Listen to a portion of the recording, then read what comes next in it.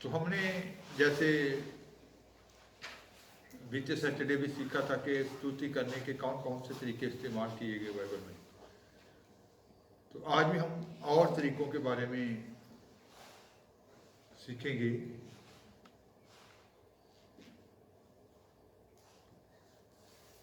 कौन कौन से तरीके सीखे थे बीते सैटरडे में? हर बातों में धन्यवाद करना है, हाँ जी, ऊंचे शब्द से परमेश्वर की स्तुति करना है। हाँ जी।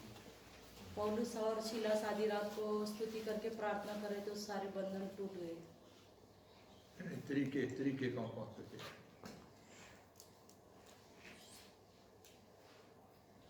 गाकर, धन्यवाद के साथ, ऊंचे स्वर से, अपनी आवाजों के साथ और ऊंचे स्वर में के साथ। तो आज भी हम कुछ और तरीकों के बारे में सीखेंगे। हंसी के साथ, हंसने के साथ कैसे पढ़ेंगे। भजन संहिता 126 उसकी 2 है। तद साडे मूँह हासे नाल भर गए ਅਤੇ ਸਾਡੀਆਂ ਜੀਭਾਂ ਉੱਤੇ ਜੈਕਾਰਾ ਸੀ। ਤਦ ਕੌਮਾਂ ਵਿੱਚ ਇਹ ਆਖੀਦਾ ਸੀ, ਭਾਈ ਯਹੋਵਾ ਨੇ ਉਹਨਾਂ ਲਈ ਵੱਡੇ ਵੱਡੇ ਕੰਮ ਕੀਤੇ ਹਨ। हिंदी में। तब हम आनंद से हंसने और जय जयकार करने लगे। हम आनंद से हंसने और जय जयकार करने लगे। तब जाति जाति के बीच में कहा जाता था, यहोवा ने इनके साथ बड़े बड़े काम किए हैं। तो जाति जाति के बीच में कहा जाता था कि यहोवा ने इनके बीच में बड़े बड़े क्या किए हैं? काम किए हैं, बड़े बड़े कार्य किए हैं। तो कहता कि हम आनंद से क्या करने लगे? हंसने लगे। हम आनंद से हंसने लगे। तो जब दवाई से यरूशलेम के वासी छूट गए, आजादी में जब वो आए, तो आनंद से हंसने लगे और क्या करने लगे? जय जयकार करने लगे। हंसी के साथ ऊंचे ऊंचे हंस रहे थे, साथ में जय जयकार के नारे लगा रहे थे। तो इसका तो फिर जाति जाति में कहा जाने लगा कि यहोवा ने बड़े बड़े कार्य इनके बीच में किए हैं। प्रेरितों के काम 13 बाब उसकी 52 है। प्रेरितों के काम 52। ਅਤੇ ਚੇਲੇ ਆਨੰਦ ਔਰ ਪਵਿੱਤਰ ਆਤਮਾ ਨਾਲ ਭਰੇ ਰਹਿੰਦੇ ਸਨ। और चेले आनंद से और पवित्र आत्मा से परिपूर्ण होते गए। चेले जो थे वो क्या? आनंद से और पवित्र आत्मा से भरे रहते थे। आनंद से हर समय क्या रहते थे? पवित्र आत्मा से भरे रहते थे। हर समय आनंद से और पवित्र आत्मा से परिपूर्ण होते गए। हर समय आनंद से और पवित्र आत्मा से क्या होते गए? परिपूर्ण होते गए। आनंद से और पवित्र आत्मा से परिपूर्ण होते गए। पवित्र आत्मा से परिपूर्ण होते गए। तो इसका मतलब वो आनंद से भरे रहते थे। हंसी के साथ भी खुदा के लोगों ने खुदा की क्या की? स्तुति की। फिर लिखा कि साज बजाने के साथ भी, साजों के साथ भी खुदा की क्या की? स्तुति की। जब हम भजन संहिता 150 ज़बूर 150 चैप्टर पढ़ते हैं तो तकरीबन 8 साजों का जिक्र वहां आया है। पढ़ेंगे 150 को। ਉਹਦੇ ਪਵਿੱਤਰ ਅਸਥਾਨ ਵਿੱਚ ਪਰਮੇਸ਼ਵਰ ਦੀ ਉਸਤਤ ਕਰੋ। ਉਹਦੀ ਸ਼ਕਤੀ ਦੇ ਅੰਬਰ ਵਿੱਚ ਉਹਦੀ ਉਸਤਤ ਕਰੋ। ਉਹਦੀ ਸਮਰੱਥਾ ਦੇ ਕੰਮਾਂ ਦੇ ਕਾਰਨ ਉਹਦੀ ਉਸਤਤ ਕਰੋ। ਉਹਦੀ ਅਤਿਅੰਤ ਮਹਾਨਤਾ ਦੇ ਯੋਗ ਉਹਦੀ ਉਸਤਤ ਕਰੋ। ਤੁਰੀ ਦੀ ਫੂਕ ਨਾਲ ਉਹਦੀ ਉਸਤਤ ਕਰੋ। ਸਿਤਾਰ ਤੇ ਬਰਬਤ ਨਾਲ ਉਹਦੀ ਉਸਤਤ ਕਰੋ। ਤਬਲੇ ਤੇ ਨ੍ਰਿਤਕਾਰੀ ਨਾਲ ਉਹਦੀ ਉਸਤਤ ਕਰੋ। ਤਾਰੇ ਵਾਲੇ ਵਾਜਿਆਂ ਤੇ ਬੰਸਰੀ ਨਾਲ ਉਹਦੀ ਉਸਤਤ ਕਰੋ। ਸਪਸ਼ਟ ਸੁਰ ਵਾਲੀ ਝਾਂਜ ਨਾਲ ਉਹਦੀ ਉਸਤਤ ਕਰੋ। ਸ਼ਨਕਨ ਵਾਲੀ ਝਾਂਜ ਨਾਲ ਉਹਦੀ ਉਸਤਤ ਕਰੋ। ਸਾਰੇ ਪ੍ਰਾਣਿयों यहोवा ਦੀ ਉਸਤਤ ਕਰੋ। हालेलुया। यहाँ की स्तुति करो, परमेश्वर के पवित्र स्थान में उसकी स्तुति करो। उसकी सामर्थ्य से भरे हुए आकाश मंडल में उसकी स्तुति करो। उसके पराक्रम के कामों के कारण उसकी स्तुति करो। उसके अत्यंत बड़ाई के अनुसार उसकी स्तुति करो। नरसिंहा फूकते हुए उसकी स्तुति करो। नरसिंगा फूकते हुए उसकी क्या क्या करो? स्तुति करो। नरसिंगे के साथ स्तुति करो। हाँ जी, पढ़ते जाएं। सारंगी और वीणा बजाते हुए उसकी सारंगी स्तुति करो। वीणा बजाकर उसकी क्या करो? स्तुति करो। डफ बजाते डफ बजा के और नाचते हुए उसकी स्तुति नाचते करो। हुए उसकी स्तुति करो। तार वाले बाजे तार वाले बाजे और बांसुरी बजाते हुए उसकी बांसुरी स्तुति बजाते करो। हुए उसकी क्या करो? स्तुति करो। ऊंचे शब्द वाले झांझ बजाते हुए उसकी स्तुति ऊंची करो। आवाज वाली झांझ बजाकर उसकी स्तुति करो। आनंद के महाशब्द वाली झांझ बजाते हुए उसकी स्तुति आनंद करो। के महाशब्द वाली झांझ बजाकर तकरीबन 8 साजों का यहाँ क्या आया है? जिक्र आया है। तबला बजाकर स्तुति करो। हाँ जी। जितने प्राणी हैं सबके सब यहाँ की स्तुति करें, यहाँ की स्तुति करें। तो इसका मतलब है कि 8 साजों का जिक्र तकरीबन यहाँ है। तो जब हम 33 की 2 और भजन संहिता 57 की 8 वहां भी कुछ साजों का जिक्र आया है। जबूर भजन संहिता 33 की 2 वीणा बजा बजा कर यहोवा का धन्यवाद करो। 10 तार वाली सारंगी बजा बजा कर उसका भजन गाओ। बरबत बजा के यहोवा दा धन्यवाद करो। 10 तार दी सतार बजा के उस दी उस्तुत गाओ। वीणा बजाकर और 10 तार वाली साज को बजाकर क्या करो? उसकी उस्तुत गाओ। भजन संहिता 57 जबूर उसकी 8 है। हे मेरी आत्मा जाग जा, हे सारंगी और वीणा जाग जाओ, और मैं भी पाँव फटते जाग उठूंगा। 8 हे मेरी महिमा जाग, हे सतार ते बरबत जागो। मैं हे सतार ते बरबत जागो। आज के समय में सुबह सुबह अपने घर में 4 बजे उठकर सतार बजाकर जान बजाकर अगर स्तुति करो तो लोगों के कहना है ना, वो कहता है कि मैं भी क्या करूंगा? जाग उठूंगा। हाँ, हिंदी में पढ़ेंगे एक बार। हे मेरी आत्मा जाग जा, हे मेरी आत्मा जाग जा। हे सारंगी और वीणा जाग जाओ, सारंगी और वीणा क्या करो? जाग जाओ। और मैं भी पाँव फटते ही जाग मैं भी पाँव फटते ही क्या उठूंगा? जाग उठूंगा। तुम्हें भी जागना है, तुम्हें भी सुबह पाँव फटते ही क्या करना है? बजना है। इसका मतलब है कि वो पाँव फुटते ही साज बजाकर क्या करते थे? उसकी स्तुति करो। साजी जो थे सुबह ही साज बजाना शुरू कर देते थे। तो इसका मतलब है कि साजों के साथ भी खुदा की स्तुति की गई। तो जैसे हंसी के साथ साजों के साथ फिर लिखा गया कि घुटनों के बल, जैसे हम स्तुति करते हैं कि हम घुटनों के बल आ जाएं, तो घुटनों के बल भी उन्होंने खुदा की क्या की थी? स्तुति की थी। घुटनों के बल भजन संहिता 95 उसकी 6 आए। आओ हम झुककर दंडवत करें और अपने कर्ता यहोवा के सामने घुटने टेके। आओ ਅਸੀਂ ਮੱਥਾ ਟੇਕੀਏ ਅਤੇ ਨਿਉ ਕੇ ਯਹੋਵਾ ਆਪਣੇ ਸਿਰਜਣਹਾਰ ਦੇ ਅੱਗੇ ਗੋਡੇ ਨਵਾਈਏ। तो घुटनों के बल आकर घुटने टिका दिए खुदावंद खुदा के सामने। तो घुटने टिकाकर जैसे पौलुस ने भी कहा कि मैंने उसके सामने अपने घुटनों को क्या किया है। पढ़ लेंगे इफिसियों 3 बाब उसकी 14 है।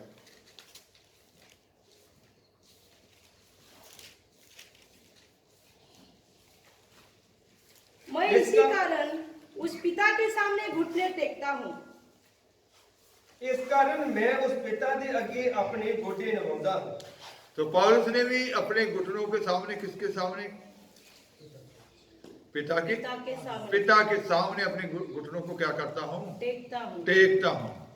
फिलिपियां 2 बाब 10-11 आयत भी है। ਭਾਈ ਯਿਸੂ ਦਾ ਨਾਮ ਲੈ ਕੇ ਆਕਾਸ਼ ਉਤਲਿਆ ਅਤੇ ਧਰਤੀ ਉਤਲਿਆ ਅਤੇ ਧਰਤੀ ਦੇ ਹੇਠਲਿਆਂ ਵਿੱਚੋਂ ਹਰ ਗੋਡਾ ਨਿਵਾਇਆ ਜਾਵੇ ਅਤੇ ਹਰ ਜ਼ੁਬਾਨ ਪਰਮੇਸ਼ਵਰ ਪਿਤਾ ਦੀ ਵਡਿਆਈ ਲਈ ਮੰਨ ਲਵੇ ਜੋ ਯਿਸੂ ਮਸੀਹ ਪ੍ਰਭੂ ਹੈ। कि जो स्वर्ग में और पृथ्वी पर और जो पृथ्वी के नीचे है वे सब यीशु के नाम घुटने टेके। जो स्वर्ग में और पृथ्वी के नीचे है, पृथ्वी और पृथ्वी के नीचे है, वे सब यीशु के नाम पर घुटना टेके। हाँ जी, आगे पूरा 11। और परमेश्वर पिता की महिमा के लिए हर एक जीव अंगीकार कर ले कि यीशु मसीह ही प्रभु है। तो हर एक जुबान ये अंगीकार कर लेगी, ये स्वीकार कर लेगी यीशु मसीह ही क्या है, प्रभु है। तो हर घुटना जो है वो यीशु मसीह के नाम के कारण उसके आगे क्या करेगा, टिकेगा। टिक जाएगा, झुक जाएगा। तो इसका मतलब है कि घुटने टेक कर भी खुदा की उन्होंने क्या की, उस्तत की। और ऐसा समय आने वाला है कि हर घुटना उसके आगे क्या हो जाएगा, झुक जाएगा। हर घुटनों के बाद लोग आ जाएंगे उसके सामने, सब झुक जाएंगे और अपनी जुबान से भी क्या कर लेंगे, स्वीकार कर लेंगे कि यीशु मसीह ही क्या है, प्रभु है। तो इसका मतलब है कि घुटने टेक कर उन्होंने खुदा की क्या की थी, स्तुति की थी, हंसी के साथ स्तुति की। और किसके साथ की, बाजों के साथ, बाजों के जितने साज बजाकर उसकी क्या की, स्तुति की थी। और घुटने टेक कर घुटने टेक कर खुदा की उन्होंने क्या की थी, स्तुति की, घुटने टेक कर भी उसकी क्या की, स्तुति की थी। फिर जमीन के ऊपर लेट कर दंडवत कर, और दंडवत किया, माथा खुदा के सामने टेका। नेहमिया 8 बाब उसकी शेर है।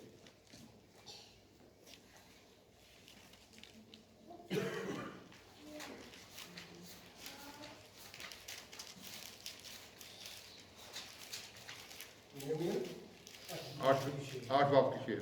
ਤਾਂ ਅਜ਼ਰਾ ਨੇ ਯਹੋਵਾ ਨੂੰ ਜਿਹੜਾ ਮਹਾਨ ਪਰਮੇਸ਼ਰ ਹੈ ਮੁਬਾਰਕ ਆਖਿਆ। ਤਾਂ ਸਾਰੀ ਪ੍ਰਜਾ ਨੇ ਹੱਥ ਚੁੱਕ ਕੇ ਆਮੀਨ ਆਮੀਨ ਵਿੱਚ ਉੱਤਰ ਦਿੱਤਾ ਅਤੇ ਯਹੋਵਾ ਅੱਗੇ ਧਰਤੀ ਤੀਕ ਸਿਰ ਨੂੰ ਝੁਕਾ ਕੇ ਮੱਥਾ ਟੇਕਿਆ।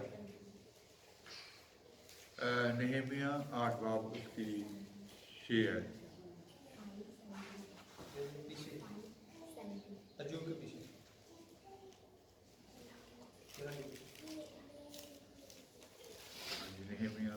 तो इसका मतलब है कि स्तुति करने के अलग अलग तरीके इस्तेमाल किए गए। उन लोगों ने खुदा की स्तुति जो थी अपने अपने तरीकों से, जैसा जैसा भी वक्त था।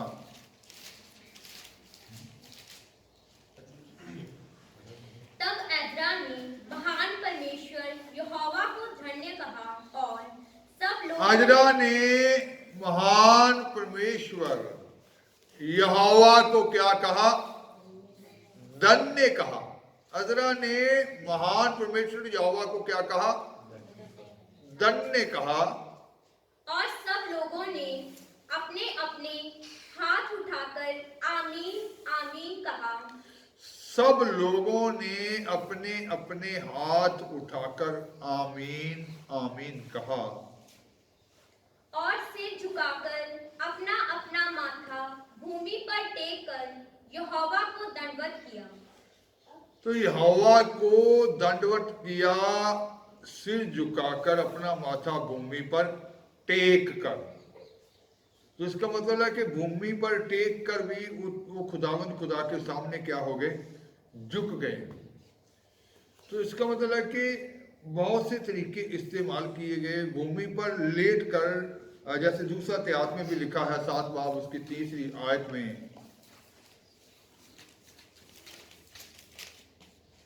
ਅਤੇ ਜਦੋਂ ਅੱਗ ਉਤਰੀ ਅਤੇ ਯਹੋਵਾ ਦਾ ਪ੍ਰਤਾਪ ਉਸ ਭਵਨ ਉੱਤੇ ਸੀ ਤਾਂ ਸਾਰੇ ਇਸਰਾਇਲੀ ਵੇਖ ਰਹੇ ਸਨ। ਸੋ ਉਹਨਾਂ ਨੇ ਉੱਥੇ ਹੀ ਧਰਤੀ ਉੱਤੇ ਮੂੰਹ ਭਰਨੇ ਫਰਸ਼ ਤੇ ਡਿੱਗ ਕੇ ਮੱਥਾ ਟੇਕਿਆ ਅਤੇ ਯਹੋਵਾ ਦਾ ਧੰਨਵਾਦ ਕੀਤਾ ਕਿ ਉਹ ਭਲਾ ਹੈ, ਉਸ ਦੀ ਦਇਆ ਜੋ ਸਦਾ ਦੀ ਹੈ।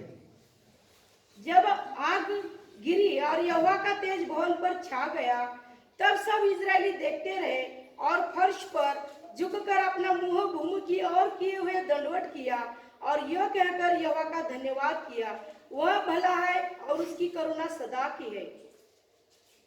फिर से बोलो। जब आग गिरी जब आग गिरी और यहोवा का तेज भवन पर छा यहोवा गया, का तेज भवन पर क्या हो गया, छा गया। तब सब इजरायली देखते रहे और फर्श पर झुककर अपना मुंह भूमि की ओर किए हुए दंडवत किए और यह सब कहकर इसराइली क्या हो गए, मुंह के बल झुक गए, मुंह के बल झुक गए और दंडवत किए दंडवत किया। और यह कहकर धन्यवाद किया, वह भला है और उसकी करुणा सदा की नहीं, है। फिर दोबारा पढ़िए आप। जब आग गिरी और यहोवा का तेज भवन पर छा गया, तब सब इजरायली देखते रहे और फर्श पर झुककर अपना मुंह भूमि की ओर किए हुए दंडवत किए। दूसरे ट्रांसलेशन में लिखा कि उन्होंने क्या किया, माथा टेका, है ना। पंजाबी में क्या लिखा था? ਅਤੇ ਯਹੋਵਾ ਦਾ ਧੰਨਵਾਦ ਕੀਤਾ ਕਿ ਉਹ ਭਲਾ ਹੈ, ਉਹਦੀ ਦਇਆ ਜੋ ਸਦਾ ਦੀ ਹੈ। ਸ਼ੁਰੂ ਤੋਂ शुरू। ਅਤੇ ਜਦੋਂ ਅੱਗ ਉਤਰੀ ਅਤੇ ਯਹੋਵਾ ਦਾ ਪ੍ਰਤਾਪ ਉਸ ਭਵਨ ਉੱਤੇ ਸੀ, ਤਾਂ ਸਾਰੇ ਇਸਰਾਇਲੀ ਵੇਖ ਰਹੇ ਸਨ। ਸੋ ਉਹਨਾਂ ਨੇ ਉੱਥੇ ਹੀ ਧਰਤੀ ਉੱਤੇ ਮੂੰਹ सारे इस्राएली क्या कर रहे थे? देख रहे थे। तो इसका मतलब है कि कुछ लोग दूसरों से शर्माते हैं। स्तुति करते वक्त कभी भी शर्माना नहीं चाहिए। खुदा की आराधना करते वक्त, स्तुति करते वक्त, क्योंकि खुदा ने आपकी दीनता को देखना है। जो कोई देखता है, सारे इस्राएली क्या कर रहे थे? देख रहे थे और ਉਹਨਾਂ ਨੇ ਉੱਥੇ ਹੀ ਧਰਤੀ ਉੱਤੇ ਮੂੰਹ उनके पर सामने ही पृथ्वी के ऊपर क्या किया? मुंह के बल गिरकर, ਫਰਸ਼ ਤੇ ਡਿੱਗ ਕੇ ਮੱਥਾ ਟੇਕਿਆ। मुंह के बल फर्श के ऊपर गिरकर खुदा के सामने क्या किया? माथा टेका। तो इसका मतलब है कि घुटनों के बल आकर भी खुदा के लोगों ने खुदा की स्तुति की। कितने लोग एक गांव में जाने का मौका मिला तो वो आदमी कहता कि कितने साल से वो घुटनों के बल कितने घंटे सुबह उठकर,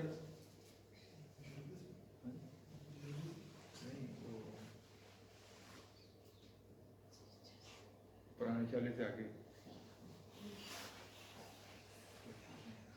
तो कितने साल कहता कि मेरे को बताया गया कि इतने आपने घुटनों के बल खड़े होकर ही स्तुति करनी है। तो कितने सालों से कहता कि मैं ऐसे करता आ रहा हूं। अभी अभी एक वर्ल्ड में एक बहुत ही खुदा के खादम हैं, संत, जिनको खुदा बड़े बल के साथ इस्तेमाल करते हैं। तो उनके पास कहते, मेरे को अभी थोड़े दिन पहले किसी ने बताया कि उनके पास कोई आदमी गया कि मैं भी आपकी तरह बनना चाहता हूं। तो कहते कि हाँ ठीक है, बन सकते हैं आप। 38 घंटे घुटनों के बल खड़े होकर कहते कि मैंने प्रार्थना की है, आप भी कर लो तो आप भी बन। घुटनों के बल खड़े होकर कितना? 38।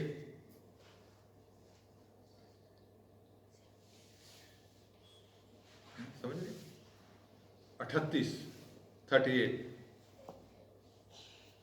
तो इसका मतलब है कि घुटनों के बल, हंसी के साथ, साजों के साथ, कितने साजों का जिक्र हमने पढ़ा है कि वो सुबह उठते ही कहता कि हे बीना जाग जा, हे सरंगी जाग जा। मैं भी उठते ही क्या करूंगा? जाग उठूंगा। वो साजों को भी वो क्या कर रहा? हुक्म दे रहा है, हे मेरी जान खुदा की महिमा करनी है, जाग।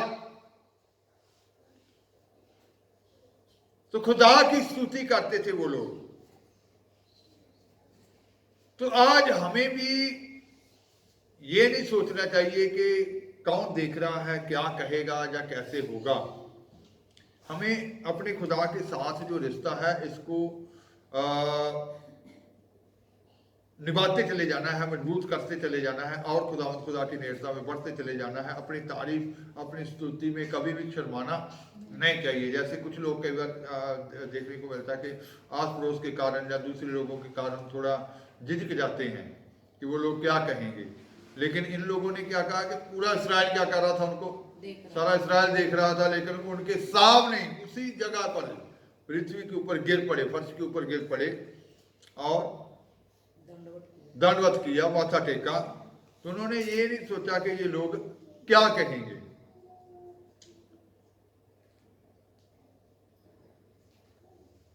अभी ये प्रभु भोज की एक जो अभी अपनी इबादत हुई है, तो एक बहन, उसके फैमिली ने यहाँ आने से कि नहीं प्रभु भोज नहीं लेने देंगे, उसके ऊपर बैन लगा दिया, उसके ऊपर नजर रखी कि उसको नहीं जाने देना। तो कोई दूसरा आया कि किसी तरीके से उसके पास वो प्रभु को जाना है। तो कहते कि हाईवे रोड के ऊपर लोगों के सामने उसने घुटने टेक दिए, तो सब लोगों के सामने उसने प्रभु भोज को स्वीकार किया। तो इसका मतलब है कि हमें कभी भी शर्माना नहीं चाहिए कि आसपास लोग गुजर रहे हैं या लोग डिस्टर्ब होंगे या, तो इसका मतलब है कि उन लोगों ने वो खुदा की स्तुति की, ऊंचे स्वर से भी की, ऊंची ऊंची आवाजों से भी की। हंसने के साथ जब वो हंसी कर रहे होंगे तो शायद कुछ लोग कहते होंगे कि ये लोग क्या हो चुके हैं, सोचते होंगे कि लोग इन्हें पागल ना कहें, लेकिन लोगों ने क्या कहा कि यहोवा ने इनके लिए बड़े बड़े कार्य किए, इसलिए ये इतना खुश हैं, ये इतना हंसी के साथ जयकारे गुजार रहे हैं, इतनी खुशी के साथ, हंसी के साथ।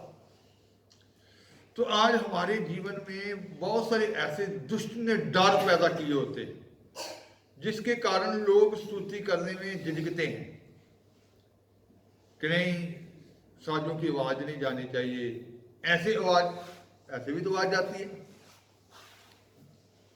तो इन डरों को अपने जीवन से निकालना है।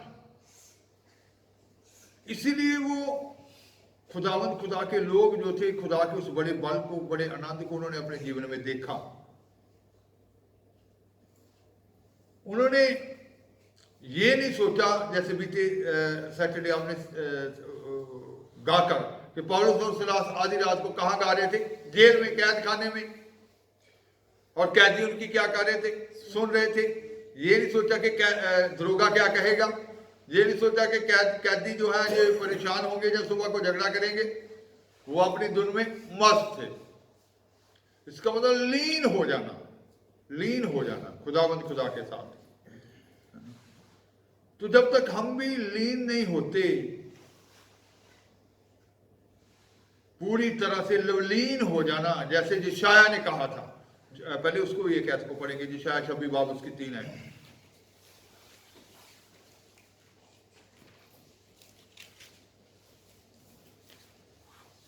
जिसका मन तुझसे धीरज धरे हुए है, उसकी तो पूर्ण शांति के साथ रक्षा करता है, क्योंकि वह तुझ पर भरोसा रखता है। ਜਿਹੜਾ ਤੇਰੇ ਵਿੱਚ ਲਵਲੀਨ ਹੈ, ਤੂੰ ਉਹਦੀ ਪੂਰੀ ਸ਼ਾਂਤੀ ਨਾਲ ਰਾਖੀ ਕਰਦਾ ਹੈ, ਇਸ ਲਈ ਭਾਈ ਉਹਦਾ ਭਰੋਸਾ ਤੇਰੇ ਉੱਤੇ ਹੈ। तो जो तुझ में लवलीन है, लीन हो जाना, इधर उधर से सारा ध्यान कट कर देना। स्तुति करते हैं, साज बजाते हैं, गाते हैं, तो हमारा ध्यान जब तक नहीं करता, फिर नहीं देखना चाहिए कि कोई क्या कह रहा है।